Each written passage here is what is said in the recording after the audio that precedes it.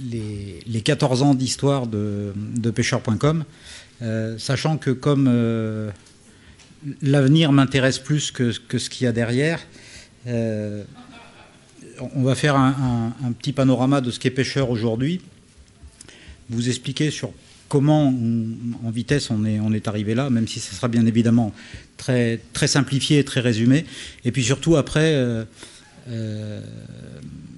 j'aimerais bien que vous ayez des questions sur tout et n'importe quoi. Je m'engage à y répondre. Donc voilà, n'hésitez pas. Je préfère le dialogue à la présentation. Mon métier, c'est pas de faire des presses. Donc voilà. Donc pêcheurs.com, c'est né en novembre 2000, un petit peu par hasard. Et aujourd'hui, c'est ça. Donc le choix le plus large au monde en e-commerce pêche. Il y a 2 sites américains qui ont un panel d'offres plus large en y rajoutant la chasse, le camping, la randonnée, etc. Ce sont des leaders mondiaux énormes. C'est cabela's.com et basspro.com qui sont des sites qui font plus de 400 millions de dollars de ventes en ligne, puisque après ils ont des chaînes de retail qui pèsent plusieurs milliards. Mais ils sont moins profonds dans leur catalogue pêche que ce qu'on peut l'être. Donc aujourd'hui, c'est... alors là, les slides datent un petit peu, ils datent du mois de juin.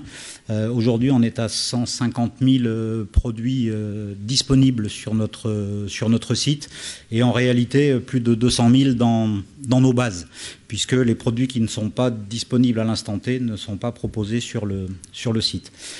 C'est 700 marques et actuellement c'est 1500 colis jours, et ça va monter, je pense, assez nettement au-dessus de 2000 dans les 10 premiers jours de décembre, pour ensuite ne pas redescendre, en tout cas je l'espère. C'est plus de 1 million de visiteurs par mois, et il y a une forte croissance du trafic depuis plusieurs mois, due à notre développement à l'international. Puisque, comme on va le voir, on a ouvert pas mal de pays. Et c'est 1000% de croissance depuis 2006. Alors 2006, c'est quoi? C'est l'année où on a fait une levée de fonds qui nous a permis d'accélérer, même si la croissance avant était déjà intéressante. Vous avez là notre histoire, donc 12 000 euros de chiffre d'affaires en 2002 pour environ 18 millions cette année. Dont 10% seront faits à l'international. Alors là, on va en profiter pour refaire un petit peu l'histoire. Donc en fait, le site est né en 2000.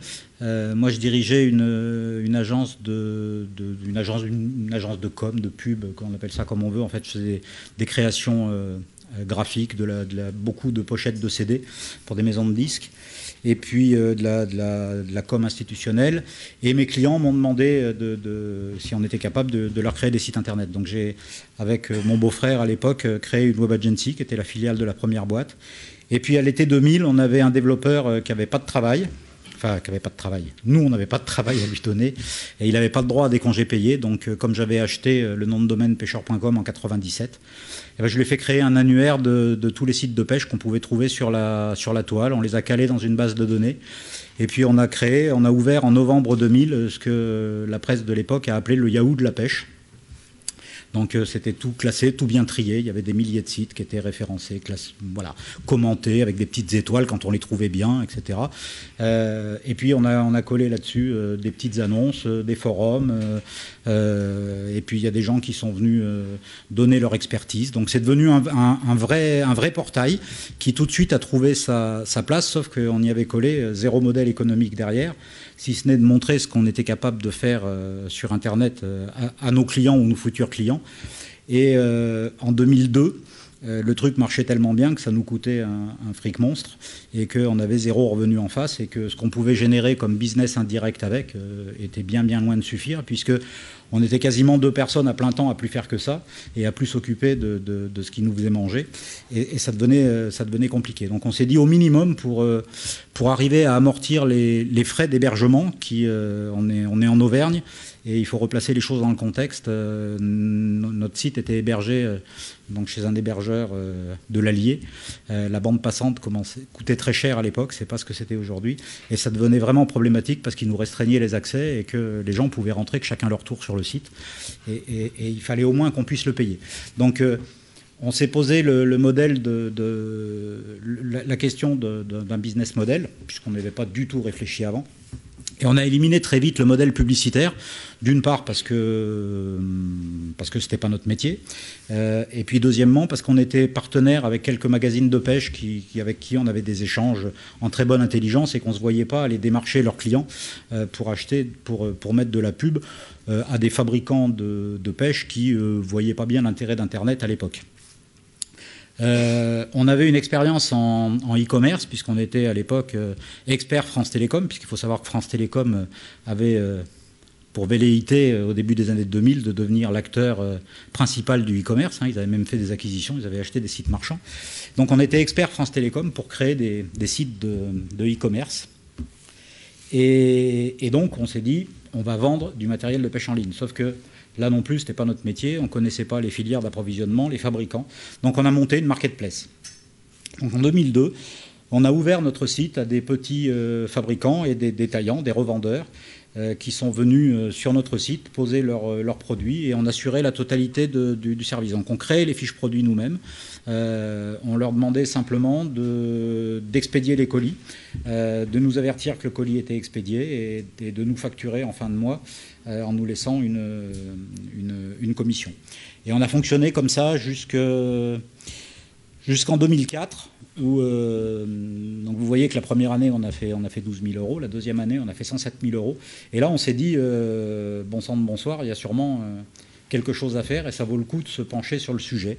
Donc là on a créé une société qui existe toujours aujourd'hui, qui est la société pêcheur.com, pour exploiter le site. C'est-à-dire qu'on l'a sorti des deux structures de départ, la boîte de pub et l'agence de la web agency, pour en faire une entreprise, mais toujours avec le modèle place de marché.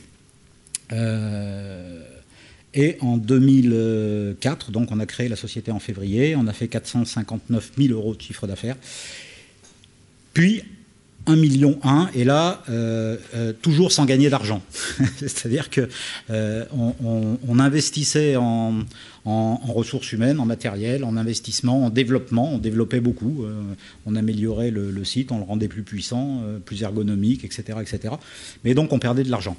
Alors, pas beaucoup, parce qu'on était toujours sur nos fonds propres et qu'on n'en avait pas. Donc, on était toujours limite. Mais on était toujours à la limite du hors-jeu. Donc, on a décidé en 2006 de faire une levée de fonds. Donc pour ceux qui étaient dans la salle à côté tout à l'heure avec Christophe Reynaud, on est passé par à peu près toutes les étapes qu'il a décrites sur sa conférence levée de fonds mythe et réalité. Donc on a couru les fonds et puis on a eu la chance que sur les trois qu'on consultait, il y en a deux qui donnent leur accord. Donc fin 2006, on a levé 1 million d'euros auprès de deux fonds. Et on a fait un nouveau pivot, c'est-à-dire qu'on a abandonné le modèle place de marché pour intégrer la composante logistique et maîtriser la totalité de la chaîne en passant en direct avec les fabricants, pour une raison bien simple, c'est qu'on était arrivé à la constatation qu'en partageant les marges en deux sur une niche comme la pêche, on ne pouvait pas y arriver. C'est-à-dire qu'on n'était pas eBay, qui faisait que les volumes étaient tels qu'on pouvait, en partageant les marges, en étant deux à vendre un produit, arriver à gagner de l'argent. Donc on a stoppé le modèle place de marché et on a accéléré sur les années d'après en partant à l'horizontale, c'est-à-dire en essayant de sortir de la niche pour augmenter notre trafic et notre visibilité. Et donc on est parti sur l'ensemble des loisirs nature, c'est-à-dire qu'on a rajouté la chasse, le camping, la randonnée, le nautisme et l'animalerie, donc les animaux de compagnie. Alors bien évidemment pas les animaux eux-mêmes. On a vendu à un moment donné des vers de terre et des asticots dans la partie pêche, mais on s'est limité à ça, c'est-à-dire qu'on ne vend pas de furets, de chiens, de chats, on vend les accessoires qui vont avec. Voilà.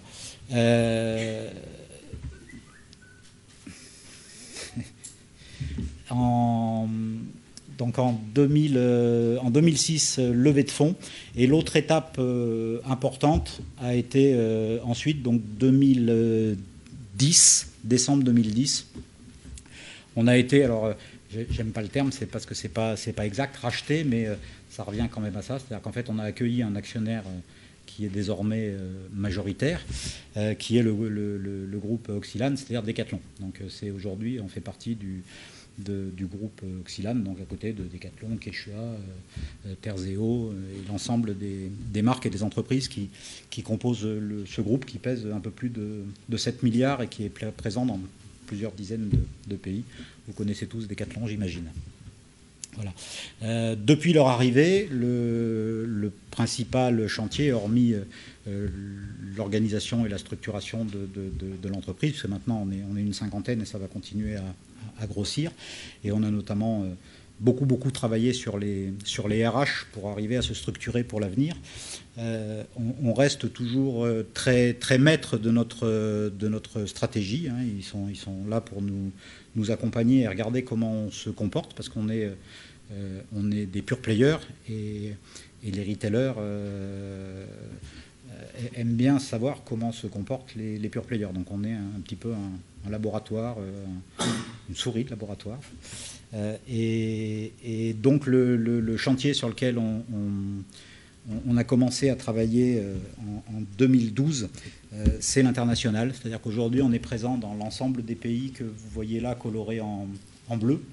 Donc l'Amérique du Nord, une grosse partie de l'Europe et un petit bout de l'Afrique du Nord, et auquel on va rajouter très prochainement, là, dans les mois qui arrivent, l'Amérique du Sud quasiment dans son ensemble et une partie de l'Afrique australe.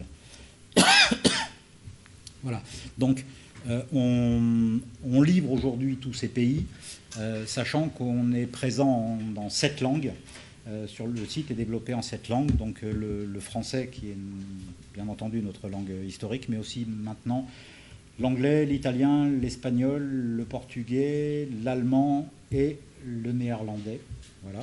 Et là, on va faire une petite pause dans les langues avant d'attaquer les suivantes, puisqu'on envisage d'attaquer l'ensemble des pays dans leur langue native, mais pour l'instant, on va l'année prochaine, le gros chantier, c'est vraiment de se concentrer sur l'Europe du Sud, où pour l'instant les résultats sont très bons. Cette année, donc, qui est la première véritable année de travail à l'international avec des équipes dédiées. On a 10% de notre chiffre d'affaires qui, à la fin de l'année, viendra des pays extérieurs à la France. Donc c'est un petit peu supérieur à nos prévisions. Donc c'est très bien. On est plutôt très content de l'année qu'on vit à l'international. C'est l'activité France qui finance tout ça. Hein. Donc on est sur un modèle où on refuse de se remettre en dehors de la rentabilité qu'on a rencontrée en 2008-2009. Hein, c'est le moment où on est devenu enfin rentable, après 8 ans. Et aujourd'hui, donc, on consacre à notre développement et à l'investissement ce que l'activité France nous fait gagner. Donc sur la France, il faut savoir qu'on est leader de très loin, puisque le numéro 2 pèse environ 6 fois moins en termes de visites et entre 3 et 4 fois moins en termes de chiffre d'affaires. On investit sur notre différenciation. Donc bien évidemment, on a une offre très largement supérieure à toutes celles de nos concurrents. Donc le premier des facteurs différenciants qu'on a réussi à mettre en place, c'est notre offre, qui est sans égal à ce jour. Et on profite de notre position de leader pour se différencier très fortement aussi sur les services, puisqu'on part du principe que les prix, c'est pas un facteur différenciant à long terme. On a fait le constat que les frais de port gratuits à partir de temps, il y avait toujours des concurrents pour venir. Là, on a mis en place des choses qui sont dans des barrières psychologiques pour pas mal de e-commerçants, notamment le retour gratuit.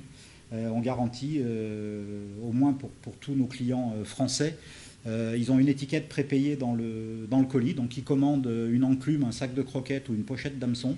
Ils peuvent nous la retourner gratuitement avec l'étiquette qu'ils ont dans le colis. Et ça, à part quelques sites de chaussures en France, il n'y a pas beaucoup qui le font. Voilà. Et puis, vous avez la totalité des services qu'on met en place. Oui. C'est pas obligatoire également?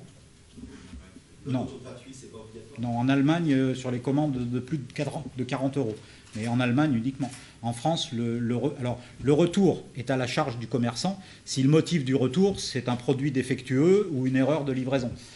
Si c'est simplement que le client change d'avis ou que le produit ou la couleur ne lui convient pas, le retour est à la charge du client. Les frais de port aller sont toujours remboursés au client en cas d'exercice du droit de rétractation, mais pas le retour, en aucun cas. Le retour, c'est la seule chose qui reste encore en France à la charge du client, légalement. Voilà. Donc ça c'est des choses très bloquantes sur lesquelles on se différencie. Bien évidemment, on a depuis 2 ans une vraie stratégie sur les réseaux sociaux, avec une page Facebook sur laquelle on a des taux d'engagement très importants. Très important. Je vous invite à aller regarder, mais on a été classé pendant plusieurs mois par Social Baker dans les 5 plus hautes marques en termes de taux d'engagement pour la France.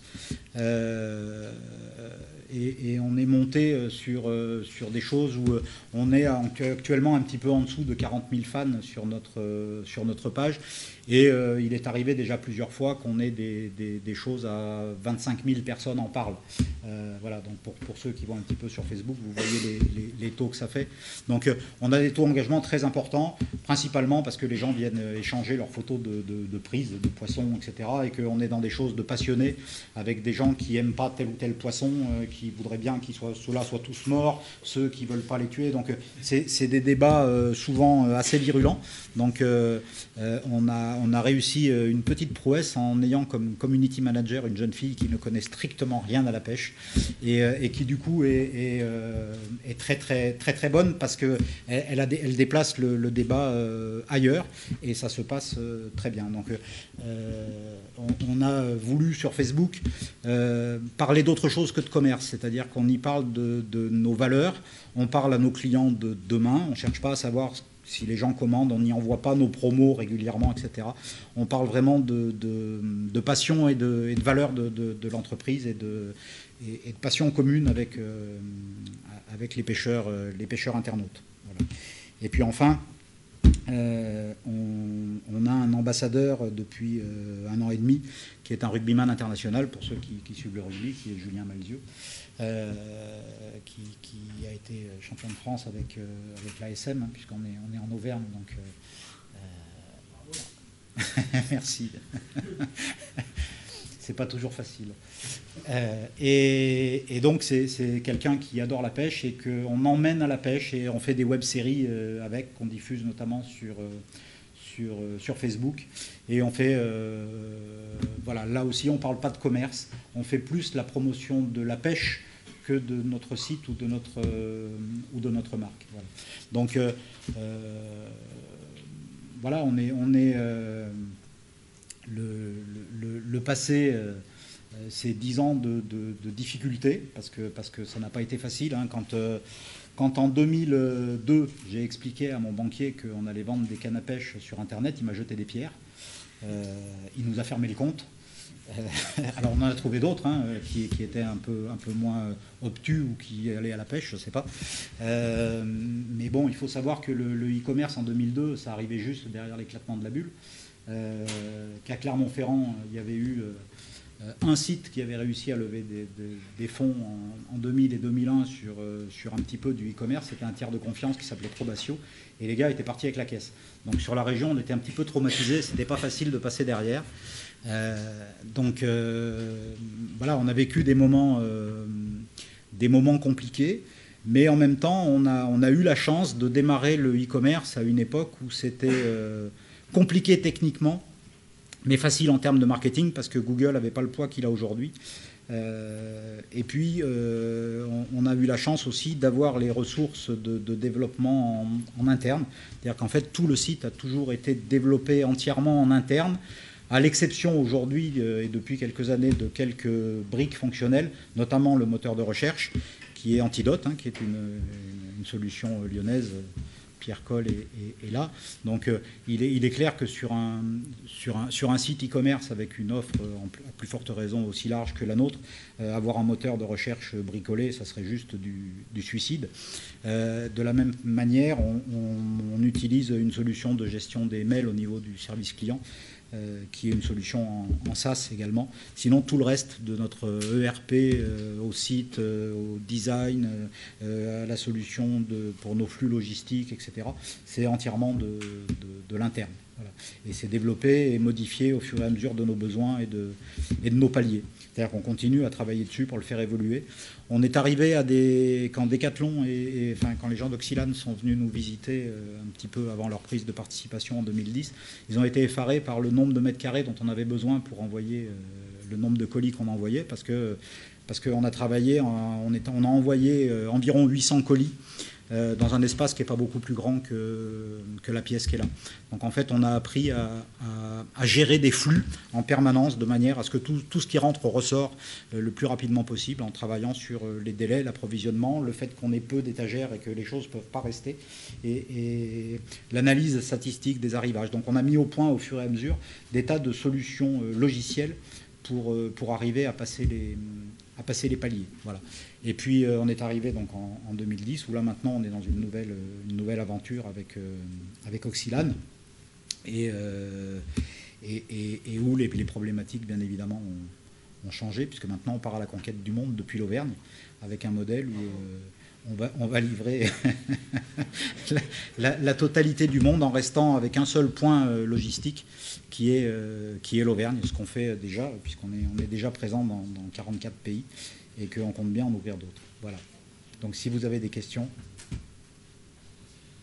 Vous avez levé des fonds donc en 2006. On sait que le problème quand on lève des fonds, c'est que souvent on laisse une certaine part du capital et que là, au niveau de la fenêtre de sortie, généralement 4 à 5 ans, soit on est obligé de racheter ces fonds, un LBO ou d'une autre forme, soit on est obligé de se céder quelque part à un industriel.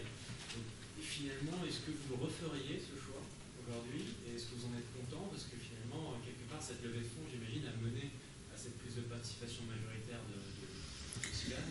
Est-ce que vous le referiez aujourd'hui? Alors ouais, je referais exactement la même chose, non seulement parce qu'avec le recul, ça s'est plutôt pas mal passé, deuxièmement parce que je pense qu'on n'avait pas le choix. C'est-à-dire que quand on a levé des fonds, on était exsangue. Si on les aurait levés un mois plus tard, je ne serais pas là pour vous parler. Donc très, très clairement, on s'était fixé un calendrier en 2006 où on s'était dit qu'on lèverait des fonds en juin. Ça a pinaillé un petit peu sur des termes, mais aussi de notre faute parce qu'on n'était pas d'accord sur quelques négos. On a finalement touché le chèque en octobre, et les 3 mois qu'il y a eu entre-temps, ils ont été très, très, très, très bouillants. Voilà. Il ne fallait pas que ça soit 15 jours plus tard parce qu'on n'y serait pas arrivé. Donc non, je ne regrette pas. Et ce n'est pas le fait qu'on ait eu les fonds qui a fait que derrière Oxylane est arrivé, parce que les fonds n'avaient pas envie de nous céder. Pour eux, c'était encore trop tôt. Ils auraient préféré attendre 3 ou 4 ans, vu la croissance qu'on avait, pour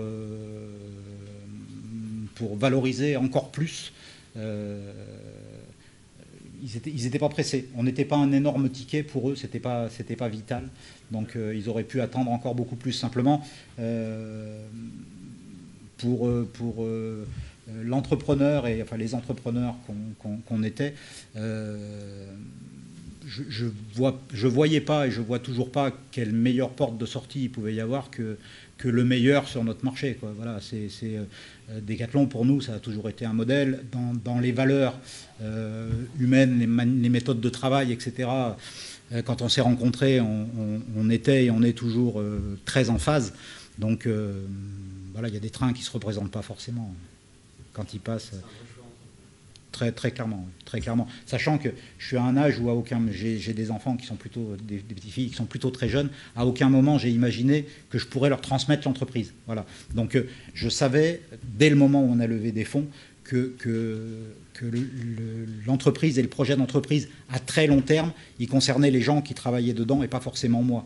Même si aujourd'hui je suis toujours aux commandes et que j'envisage pas d'en partir, je m'éclate. Donc il n'y a pas de raison aujourd'hui que je continue pas l'aventure. Mais je me voyais pas d'abord le e-commerce, c'est quelque chose de très, très, très fatigant. C'est-à-dire que tous les matins, c'est pas le seul métier fatigant, hein, on est bien d'accord, mais c'est fatigant au moment où, quand on perd de l'argent pendant des tas d'années, c'est fatigant, c'est usant. Et après, c'est la course à la croissance, c'est la concurrence tous les matins, il en pousse sans arrêt. Vous voyez bien, on est passé de 40 000 sites e-commerce à 120 000 en quelques années. C'est la guerre tous les matins avec la conjoncture économique qui fait que les règles du jeu, elles ne sont pas toujours respectées. Donc c'est usant, c'est fatigant. Quand on est en croissance permanente, accueillir des équipes, les intégrer, etc., ça aussi, c'est fatigant. Donc voilà, je ne me voyais pas durer jusqu'à 85 ans dans l'entreprise et je pense que ça ne sera pas le cas. Une question par rapport à l'international. Comment vous avez pu gérer les différences de culture ou les différences les marchés ne sont pas du tout les mêmes, par exemple, entre nos pays, l'Europe du Sud, l'Amérique? Alors, très mal, pour l'instant, on ne le gère pas. Donc voilà, c'est très simple. C'est-à-dire que pour l'instant, on est dans de la masse et qu'on ne travaille pas dans le chirurgical. On va, maintenant qu'on a commencé à rentrer sur des choses un peu importantes sur l'Europe du Sud, mettre vraiment des équipes dédiées avec des natifs qui sont en train de nous rejoindre pour travailler avec... Alors, bien évidemment, on a mis en place les méthodes de paiement des pays, les méthodes de transport. On sait qu'en Italie, le contre-remboursement fonctionne bien. Donc, on avance vraiment avec des choses où, sur le plan juridique, on est calé. Sur les langues et sur le service client qui répond dans la langue, on est calé.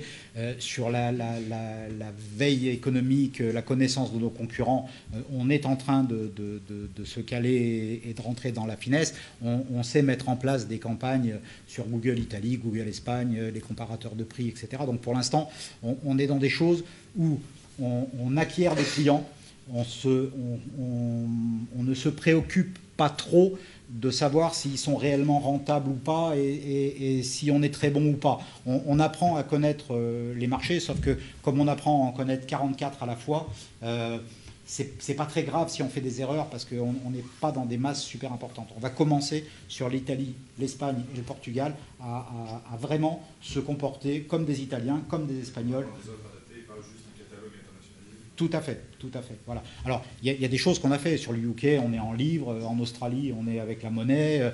Les conditions générales de vente sont adaptées à chaque pays. Mais alors, la sélection de produits, en fait, si vous voulez, en France, en tout cas sur la pêche, on a une offre qui est plus importante que tout ce qu'on peut trouver ailleurs dans le monde. C'est-à-dire que le pêcheur français a ce site particulier, c'est qu'il utilise beaucoup plus de techniques, qui pêche beaucoup plus de poissons et avec des trucs étranges qui font qu'on a des tas de choses qui sont peut-être inutiles pour les autres pays, mais qui en tout cas, on n'a rien qui leur manque. Voilà. Donc après, il y a des choses à mettre en avant, voilà, les saisonnalités ne vont pas être les mêmes, mais tout ça, on est en train de rentrer dans le détail avec des natifs qui vont nous rejoindre. Voilà.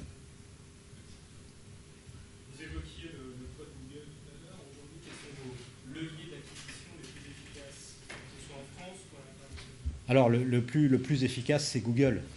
Voilà, il n'y a pas photo et on ne peut pas passer à côté. Donc, alors, je mets de côté la partie référencement naturel et présence dans Google en SEO.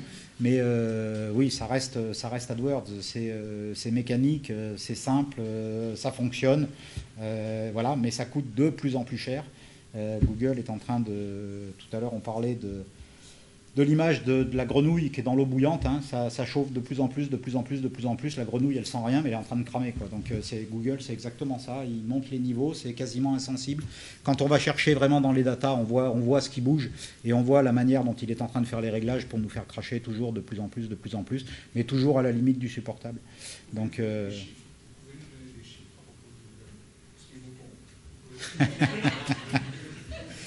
disons que c'est plusieurs dizaines de milliers d'euros par mois. On va approcher la centaine de milliers d'euros par mois.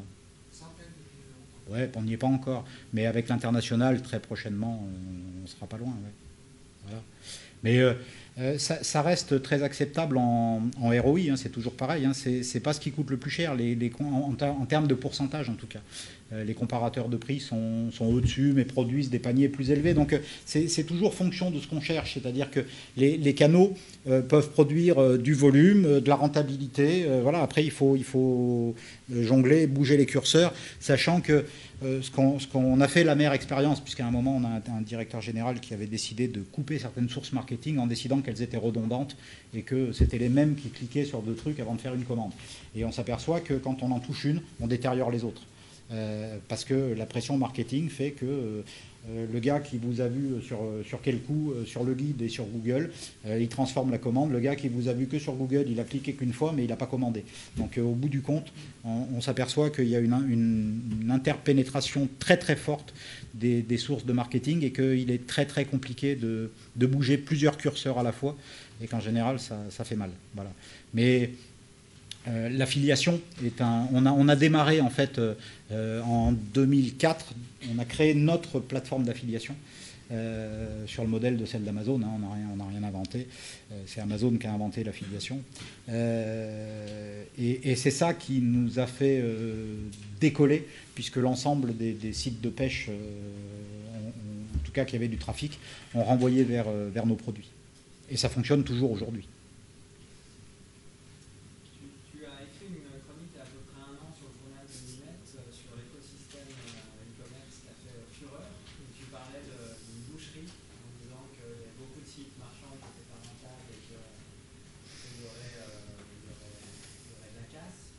Bah, il y en a eu, non?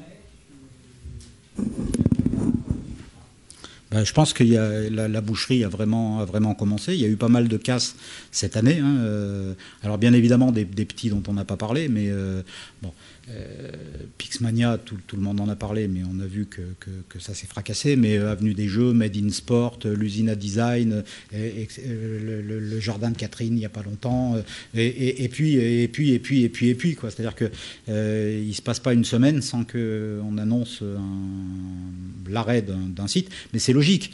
On a une croissance qui est tombée entre 15, 10, 4% au mois d'août sur l'ensemble du e-commerce français, avec 25% de sites en plus. Donc il y a bien un moment où tout le monde ne peut pas faire de la croissance, quoi. C'est pas possible. Donc il y en a qui ont connu des vrais... En fait, la boucherie que j'annonçais à Noël l'année dernière, et en disant que les répercussions auraient lieu ensuite en mars, avril, etc., au moment où les problèmes de trésorerie suite à Noël arriveraient, c'est juste de dire que les coûts d'acquisition sont en train de monter, et ça c'est valable pour tout le monde, ne serait-ce que parce que Google fait en sorte qu'il monte. Le panier est en train de baisser, le panier moyen se casse la figure, c'est une tendance du e-commerce depuis bientôt 2 ans, il n'arrête pas de piquer du nez, et ça c'est deux choses, c'est ce qui tape directement dans la rentabilité des sites, puisque un petit panier, il demande le même temps de préparation et il a coûté la même chose qu'un gros panier à acquérir. Donc vous avez besoin de la même main d'œuvre pour traiter un colis à 50 € qu'un colis à 100 €. Donc c'est la rentabilité qui prend direct. Et donc tous les sites, on a vu, les premiers qui sont tombés, c'est des gens qui soit étaient sur le point de faire une levée de fonds, mais là, tous les robinets se sont fermés là, cette dernière année, notamment pour le e-commerce. Enfin, en tout cas, beaucoup de robinets se sont fermés. Les banques ont arrêté de laisser leurs clients faire des découverts, emprunter, etc. Tout le monde a bien vu que les banques sont un peu moins prêteuses qu'à une époque. Voilà, donc pas de trésor, ça veut dire le mur, quoi. Voilà. Et des sites e-commerce qui ont de la trésor, il n'y en a pas tant que ça.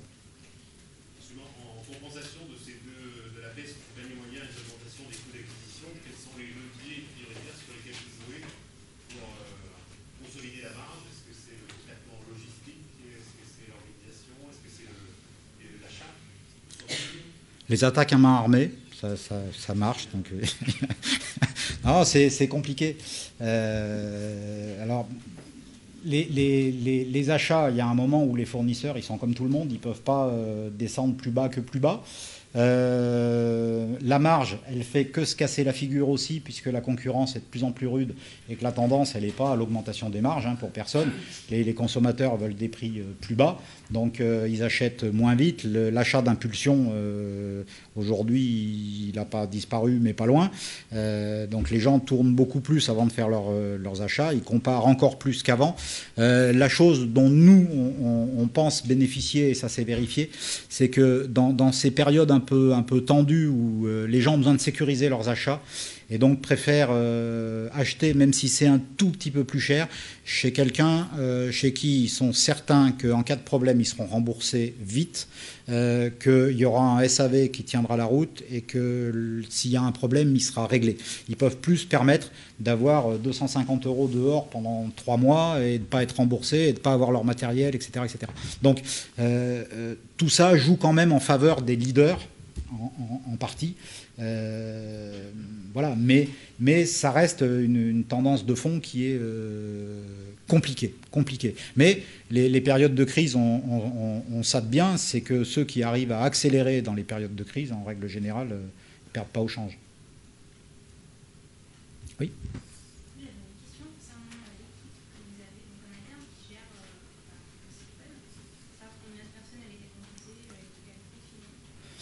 Alors c'est 50 personnes en tout.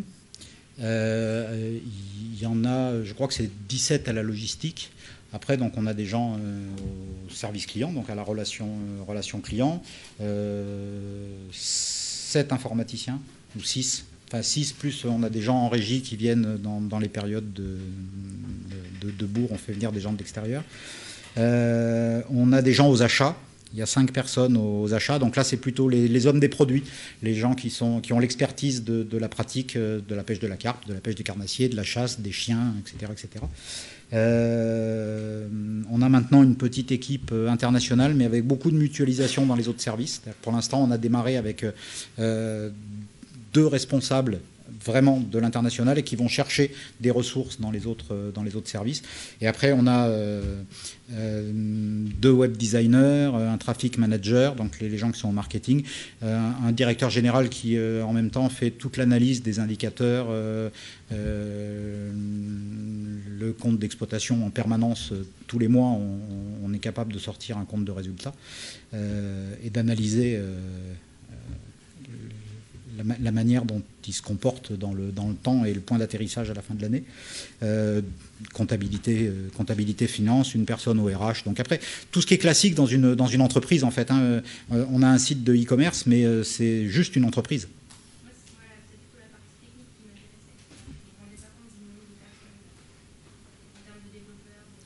Un développeur, c'est entre 5 et 7 en fonction des moments de l'année. Voilà, avec quand même une forte proportion de... Il y a 3 ingénieurs sur le lot, parce qu'on fait beaucoup de conception en fait, logicielle sur toutes nos solutions logistiques, etc. On invente des choses, en tout cas on essaye d'inventer des choses en permanence. Par rapport à votre nom, à l'international, ça s'appelle aussi pêcheur.com. Ouais. Alors on a fait ce choix en se disant qu'en France on était très embêté avec ce nom. Alors il est très sympa, mais il est impossible à protéger. C'est-à-dire qu'on peut empêcher personne d'acheter le mot-clé pêcheur sur Google, par exemple, parce que pêcheur, c'est un mot signifiant. Donc voilà. Donc on fait le pari de se dire qu'à l'international on sera moins embêté avec ça, puisque si quelqu'un achète, on attaquera, parce que voilà. Et puis, on se dit que ça nous coûtera moins cher d'installer cette marque dans les pays et de la faire rentrer dans les mémoires par de la com, par le trafic, que de repartir de zéro dans chaque pays avec un nouveau site, un nouveau nom, pas de notoriété. Là, quand on arrive en termes de SEO, Google connaît le nom pêcheur.com depuis 2000. On a un bon PageRank, une bonne notoriété. Donc les robots de Google nous aiment bien. Voilà. Jusqu'à preuve du contraire. Sur votre nom, parce que là je vois l'accent sur le logo, mais en vrai il n'y a pas l'accent. Si vous tapez l'accent, vous arrivez sur pêcheur, parce qu'on a aussi le nom de domaine avec accent. Voilà. Non, mais avec, sans accent, les deux fonctionnent. Voilà, de la même manière qu'on a acheté, mais pour l'instant on ne les utilise pas, pêcheur.co.uk, pêcheur.it, voilà, donc on l'a acheté dans la plupart avec les extensions. Mais aujourd'hui, notre modèle, c'est pêcheur.com, la langue, le pays, en termes de répertoire. Monsieur Kidler parlait tout à l'heure d'un biais, d'un levier pour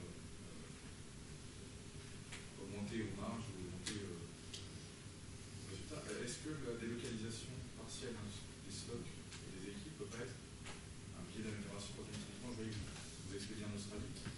Est-ce que ça, aux États-Unis, est-ce que ça peut pas être plus rentable d'expédier par exemple les 20-80, les produits qui marchent le mieux, de les stocker sur place et de gérer une partie des expéditions? Pour moi, ce qui est plus rentable, c'est de créer des emplois en Auvergne.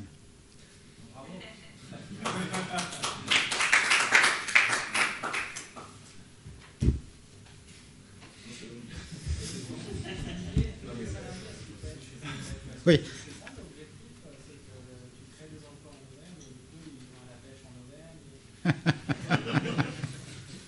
Tu vas venir t'installer ? Ouais, enfin, pour rien cacher, je suis même en train, alors ça n'a rien à voir de près avec le projet pêcheur, mais je réfléchis, c'est même bien avancé avec le département et la région, pour créer une filière e-commerce avec de l'hébergement d'entreprises, de la mutualisation de moyens, etc. Tout simplement parce qu'on a des coûts de foncier qui sont tellement bas. On est en train de faire construire quelques milliers de mètres carrés pour nos entrepôts et nos bureaux. Le terrain, c'est 4 € du mètre carré, quoi, viabilisé. Donc derrière, ça permet effectivement, c'est un moyen pour. Je ne suis pas sûr qu'en Roumanie, on en trouve à moins cher, quoi. Voilà. Donc je ne vois pas pourquoi on délocaliserait.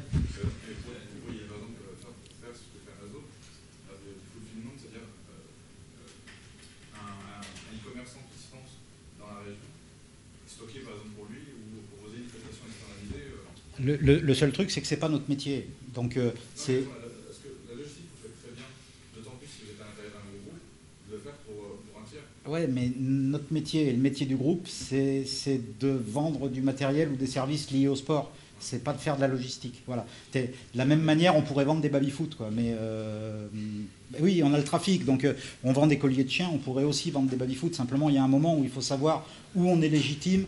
Et on pourrait aussi commercialiser certaines des solutions logicielles qu'on a faites. Clairement, on a mis au point un logiciel de veille pour aller relever les prix de nos concurrents, les traiter, faire des rapports, les remettre à jour, signaler, enfin, avec des systèmes de pondération par rapport à la visibilité du concurrent, etc. On pourrait le commercialiser, tout ça. C'est pas notre métier. Imaginons que je sois un client américain. Si je vais sur votre site, je vais avoir des frais de port qui sont d'ordre de 20, 25, 30 €. Oh, je vais vous dire. Donc pour moi, ça c'est pas vraiment un avantage compétitif par rapport à vos compétiteurs. Je vais vous dire, États-Unis, vous êtes où ? 30,90 € est offert à partir de 499 €. 30,90 €, on est que c'est 40 $. Moi, c'est clair que si je vais aux US, je n'irai pas sur votre site. Mais j'irai chez un concurrent. Oui, un concurrent pas européen. Alors, vous n'allez pas trouver les produits que vous voulez, mais c'est surtout, aujourd'hui, on n'a pas décidé de faire des États-Unis une cible prioritaire. Vous voyez en revanche que à 6,50 dans les pays qui sont en haut, on est plus compétitif que les locaux dans leur pays. Voilà, simplement parce que nos cibles aujourd'hui, elles sont là. Aux États-Unis, on fait des commandes, donc il y a des gens qui, même à 30,90 €, le produit, ils ne le trouvent pas ailleurs. Par exemple, les tentes Quechua, pour être, vous savez, celles qu'on jette, elles ne sont pas commercialisées aux États-Unis. Celui qui la veut, il vient la chercher chez nous. Et 30,90 €, ça ne lui pose pas trop de problème si vraiment il veut une tente 2 secondes Quechua. Voilà. Mais ce n'est pas prioritaire, donc on a décidé on n'a pas ouvert de marketing dessus, donc on est vraiment sur des choses où voilà, si on fait 15 commandes dans le mois, ben voilà, c'est 15 commandes dans le mois de fait, on les livre et puis point. Voilà, le jour où on va y aller, on va tailler l'offre, on va revoir les prix. Alors on est en dollars sur le site, hein, là c'est le truc général pour la présentation des frais de port, mais on est en dollars sur le site.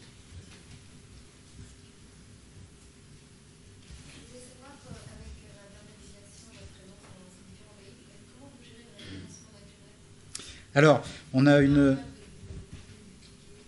Alors, on a une procédure qui a été validée par des référenceurs, etc. C'est-à-dire qu'on attend, on procède en plusieurs étapes. Dans un premier temps, on fait la traduction de toutes les pages statiques et de toute la carcasse en fait, du site, le tunnel de commande, etc. Puis les titres des fiches produits, les noms des produits. Voilà, tout le contenu de la page, dans un premier temps, n'est pas traduit. À partir du moment où on a ça, Google nous permet d'attaquer le SIM, donc d'acheter de l'AdWords et de commencer à communiquer sur les versions linguistiques de ces pays. Donc ça, c'est la première étape. Dans un deuxième temps, on traduit l'ensemble du contenu des fiches produits, et là, progressivement, une fois qu'on a bien validé que les traductions étaient correctes, etc., on ouvre le SEO dans le pays en indiquant à Google que c'est pour ce pays. C'est-à-dire qu'en Australie, on référence le même contenu qu'en Angleterre, mais on indique à Google que c'est pour l'Australie. Et ça se passe bien. Il suffit de communiquer correctement avec lui. Et puis on ouvre progressivement. C'est-à-dire qu'on va d'abord ouvrir les fiches produits, puis les pages marques, puis de manière à ne pas lui donner 200 000 pages à manger dans le même jour, parce qu'autrement, on est à peu près sûr qu'il va mal le prendre. Voilà. Désolé.